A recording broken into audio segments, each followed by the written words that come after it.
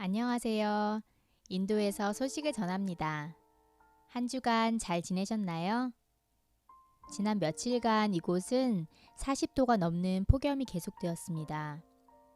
오랜만에 맑은 하늘을 볼 수 있어서 좋았지만 찜질방을 걸어 다니는 것 같은 더위에 적응하는 데 시간이 좀 걸렸습니다. 인도는 지난 3월 25일부터 5월 31일까지 코로나19의 확산을 막기 위해 3번이나 봉쇄 기간을 연장하였습니다. 하지만 경제 악화의 부담으로 6월부터 봉쇄를 완화하기 시작하였습니다. 그 뒤 확진자가 기하급수적으로 증가해 현재는 정부에서 확인한 숫자만 해도 200만 명을 넘어섰습니다. 그래서 교회, 학교, 식당, 기차 등 사람들이 많이 모이는 활동에는 여전히 어려움이 있습니다. 지난 일요일에는 12마을의 대표 프라단의 요청으로 생계가 어려운 300여 가정에 통밀가루, 기름 등의 식료품을 전달하였습니다. 어려움을 겪는 것은 이런 굶주림뿐만이 아닙니다. 바로 아이들의 학교 문제인데요. 코로나 사태로 학교 수업이 어려워 인도에서는 왓츠앱이라는 메신저를 통해서 아이들의 수업을 시작하였습니다.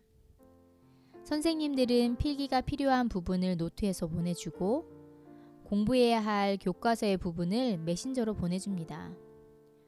또 어려운 부분들을 따로 음성 녹음을 해서 보내주시는 선생님도 있습니다. 하지만 인도에는 이러한 최소한의 도움도 받지 못하는 학생들이 많이 있습니다. 스마트폰을 살 돈도 없고 인터넷 요금을 낼 만큼의 여유도 없기 때문이죠. 다행히도 저희 집에 온 2명의 친구들은 현민이와 같은 학년이다 보니 선생님들의 수업 자료를 함께 보며 공부하고 있습니다. 최근 인도에서 10명이 넘는 학생들이 스마트폰이 없어 온라인 수업을 하지 못하는 것에 좌절하여 자살을 했다는 슬픈 뉴스를 접하기도 했습니다. 하지만 그 가운데 여전히 희망을 주는 소식이 있습니다.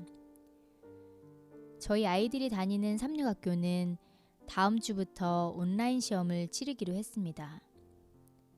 하지만 후원을 받아 공부하는 재림교인 아이들의 대부분이 가난하기 때문에 시험을 볼 수 없는 처지가 되었습니다.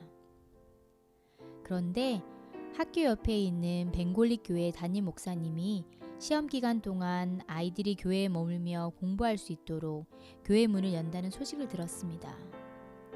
물론 담임 목사님의 스마트폰을 사용하는 것이겠죠. 아이들에게 밥을 해 먹여야 하고 코로나19 전염의 위험도 있지만 모든 것을 감수하고 아이들을 도우시는 목사님의 가정에 잔잔한 감동을 받았습니다. 저희들도 보내주신 헌금으로 그 아이들이 지내는 동안 필요한 쌀과 기름 등을 나누기로 하였습니다. 캄캄한 곳에서 작은 등불을 켜는 것, 그것이 바로 사랑이 아닐까 생각해 봅니다. 행복한 안식일 되세요.